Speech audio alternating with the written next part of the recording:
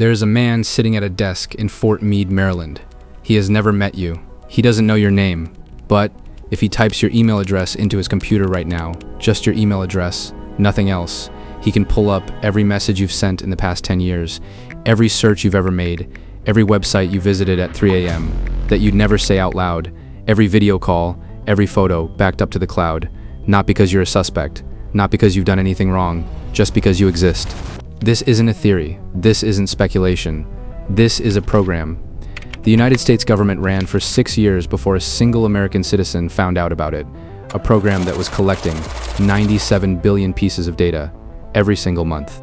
A program that had access to Microsoft, Google, Facebook, Apple, Skype, and YouTube simultaneously.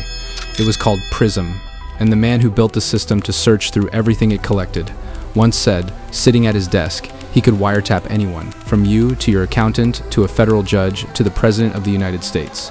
The government called him a liar. Then the documents proved he was telling the truth. Before we get to the program itself, you need to understand where everything goes. In Bluffdale, Utah, about 25 miles south of Salt Lake City, tucked against the foot of snow-capped mountains, there is a building, no signage, military fencing, state troopers on permanent patrol at $1 million per year. From the outside, it looks like an ordinary office complex, long, flat, gray. Inside, rows of servers that stretch further than you can see. The Utah data center cost $1.5 billion to construct. It covers 1.5 million square feet. It consumes 65 megawatts of power, continuously. Enough electricity to run 33,000 American homes, just to keep the machines cool. It requires 1.7 million gallons of water per day. The NSA chose this location over 37 other sites specifically because electricity was cheaper here. Think about that. They ran the numbers on 37 locations. They optimized for operating costs. They planned this for years before anyone knew it existed. And here's the detail that should stop you cold. They didn't build the data center first and then start collecting. By the time construction finished, they had already been running PRISM for 6 years. They built Utah because they had so much data. They needed a dedicated facility just to hold it. The question nobody was asking, because nobody knew to ask, was, how did they get it? It started in 2007, quietly, under a program so classified that fewer than 20 members of Congress knew it existed. The legal authority came from Section 702 of the Foreign Intelligence Surveillance Act, a law designed to target foreign nationals outside the United States. What it was used for was something very different. The NSA approached the largest technology companies in America with court orders, not requests, orders backed by a secret court. And one by one, every platform you use every day was brought into the system.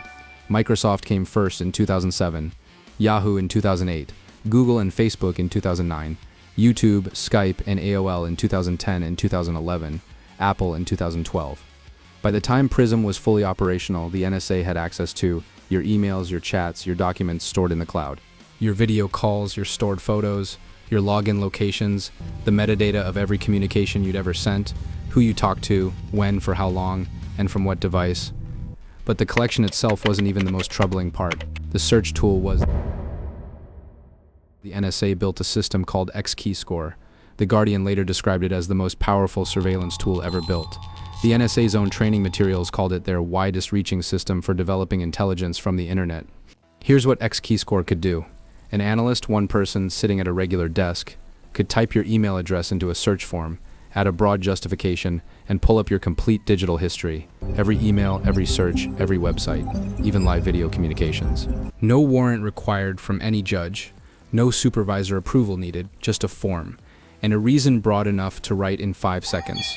Edward Snowden described it directly. I, sitting at my desk, could wiretap anyone, from you to your accountant, to a federal judge, to even the president if I had a personal email. The government's response was immediate. A senior Republican congressman called this claim impossible. He's lying, he told reporters. He wasn't. Now here is where most people assume there must have been a check, a safeguard, some judge, somewhere, asking hard questions. There was a court, the Foreign Intelligence Surveillance Court, the FISA court, created in 1978, specifically to provide judicial oversight of government surveillance programs. Here's how it works. It meets in secret. Its rulings are classified. The public cannot attend. Lawyers who appear before it need special security clearances. The targets of surveillance have no idea it exists, and no representative arguing their side. It was designed as an independent check on government power, a wall between intelligence agencies and unlimited surveillance. Between 1979 and 2012, 33 years, the FISA court received 33,900 government surveillance requests. It rejected 11 out of 33,900, an approval rate of 99.97%. The court that was supposed to say no had, in 33 years of operation, said no 11 times. And because every decision was classified, nobody outside the government knew any of this. Not lawyers, not journalists, not the members of Congress who hadn't been personally briefed, not the millions of Americans whose data was flowing into Utah every single day. The oversight was a formality. The check was a rubber stamp. And the program ran for 6 years without a single public challenge because the public didn't know there was anything to challenge. Now we reach the section of this story that most documentaries skip entirely, because this is where PRISM stops being a story about foreign surveillance and becomes a story about American courtrooms. In August 2013, the wire service Reuters published an investigation into something called parallel construction. Here's what that means. The NSA collects your data under PRISM. They identify someone of interest, not necessarily a terrorist, not necessarily a national security threat, sometimes a drug dealer, sometimes a fraud suspect, someone involved in what would normally be a routine criminal investigation. They pass the information to the FBI, the DEA, or local law enforcement. Here's the target, here's what they said, here's where they'll be. The agents act on that information. They show up, they make the arrest, they seize the evidence, and then this is the part that should make you stop. They hide where it came from. They call it recreating the investigative trail. Agents are trained in official DEA training modules that date back to 2007 to take intelligence from classified sources and build a completely new paper trail that explains the investigation through ordinary means. A tip from an informant, a random traffic stop, a routine check that just happened to find the right vehicle at the right time. By the time the case reaches a courtroom, the defendant has no idea that NSA surveillance identified them. Their lawyer has no idea. The judge has no idea. You have a constitutional right to challenge the evidence used against you. Parallel construction makes that right meaningless. You cannot challenge what you were never told existed. Reuters described this as a bedrock concept in federal law enforcement, not a rare exception, not a rogue program, a standard technique taught in training courses used daily. One actual court case makes this concrete. A man named Fazlidin Kurbanov was prosecuted for terrorism-related charges and sentenced to 25 years in federal prison. During his trial, prosecutors told his lawyers that the surveillance of his communications had been authorized under the Foreign Intelligence Surveillance Act. That was a lie. His communications had been intercepted under PRISM, a different legal authority entirely, with different rules, that his defense team never got to challenge. His lawyers couldn't argue against PRISM because they were told PRISM wasn't involved. The truth was classified. 25 years. For 6 years, this ran without interruption. 6 years of daily collection. 6 years of a court approving 99.97% of everything. 6 years of evidence appearing in courtrooms without anyone asking where it actually came from. Then came the moment that changed everything, and it started with a lie told in Congress. On March 12, 2013, the Director of National Intelligence, James Clapper, appeared before the Senate Intelligence Committee. Senator Ron Wyden had submitted his question in advance, given it to Clapper's office the day before, so there could be no ambiguity. Does the NSA collect any type of data at all on millions or hundreds of millions of Americans? Clapper's answer, no, sir. Pressed further, he added. Not wittingly, sitting in a secure facility, watching that testimony live was a 29-year-old NSA contractor named Edward Snowden.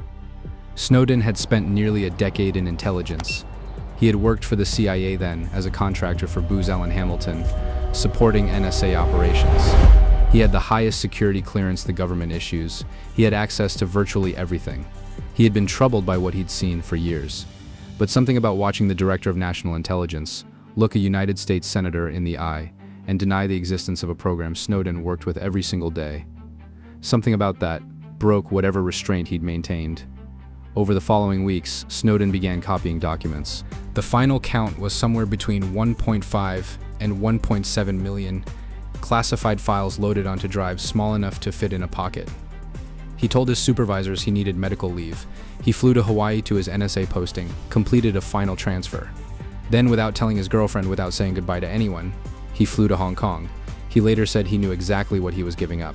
His career, his home, his relationships, potentially his freedom for life. He did it anyway.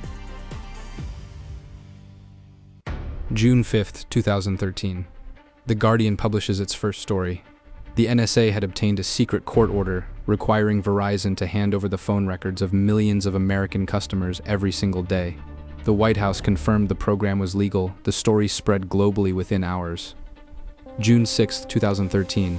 The Washington Post publishes the PRISM slides, 41 pages of classified NSA presentation material, complete with the program name, the company logos, the start dates, and a detailed breakdown of exactly what data was being collected from each platform. The tech company's response was immediate: Google, Apple, Facebook, Microsoft one by one. They issued statements denying direct access to their servers. They had not given the NSA a backdoor.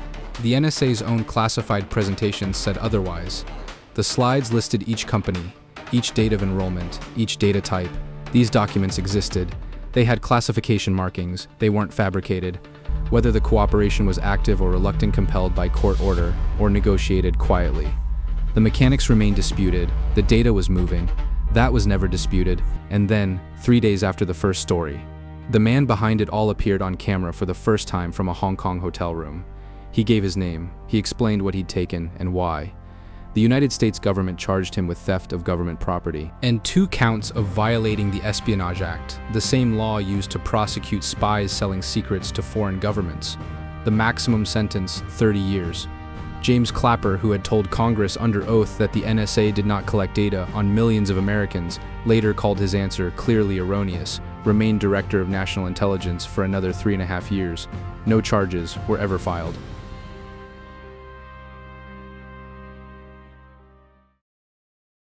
The Snowden leaks triggered the most significant public debate about surveillance since the 1970s.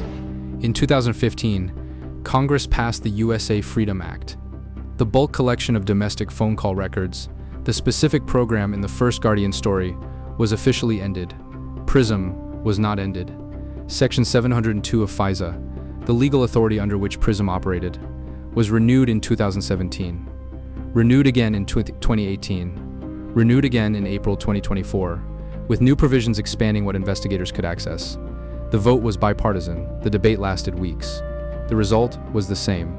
The NSA's own figures show that in 2022, Section 702 was used to conduct over 24,000 queries of data belonging to American persons, not foreign nationals, Americans, a number that had been rising for years. The FISA court still meets in secret. Its decisions are still classified. Its approval rate remains near total. And parallel construction, the practice of building false evidence trails in criminal cases to hide where the real intelligence came from, was never banned. No law was passed against it. The DEA training modules that taught agents how to recreate investigative trails were never withdrawn, as far as any public record shows. The technique continues. Edward Snowden has lived in Moscow since 2013. He was granted Russian citizenship in 2022. He has said publicly he would return to the United States if guaranteed a trial before an ordinary jury where he could present a public interest defense. The Justice Department has shown no interest in those terms. The Utah data center is still running, still expanding. It now includes a supercomputer called Cascade, capable of processing 100,000 trillion calculations per second. Section 702 is still the law. And here's the question that has never been fully answered, that perhaps can never be answered now. In those 6 years before June 2013, before a single American citizen knew PRISM existed, how many people were investigated? Because of data it collected, how many were prosecuted? How many are currently serving sentences in American prisons convicted on evidence built through parallel construction for crimes identified through a surveillance program? Their lawyers were never told about. We don't know, because the cases were sealed, because the trails were rebuilt, because you cannot audit.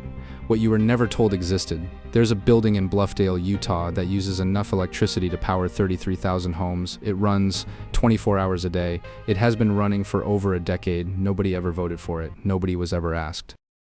In 2018, 5 years after PRISM became public, the FBI launched a different operation. No mass collection, no secret court orders to tech companies, something more precise. They built a fake phone company, sold the devices exclusively to criminals, watched every message for 3 years, 12,000 users, 300 criminal organizations, 800 arrests in a single morning. They called it ANØM. PRISM watched everyone and told no one. ANØM watched criminals and told everyone. One program you never consented to. One program you cheered for. The difference wasn't the technology. It wasn't even the scale. It was the target.